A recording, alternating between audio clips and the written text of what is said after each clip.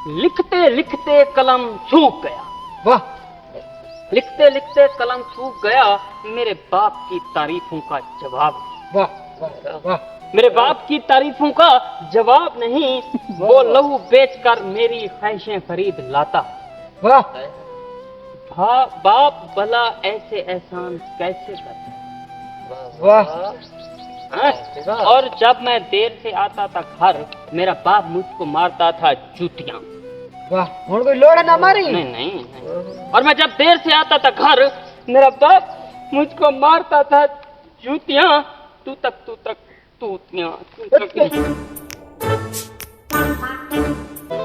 तेरे आने का धोखा सा रहा है। वाह वाह तेरे आने का धोखा सा रहा है, दिया सा रात भर जलता रहा वाह है। वो कोई दोस्त है अच्छे दिनों का, जो पिछली रात से याद आ रहा है। वाह वो मुझसे रूठने का बार बार ढूंढता था बहाना। वो मुझसे रूठने का बार बार ढूंढता था बहाना। वाह वाह दीदी तेरा देवर दीवाना। no, no, no, no.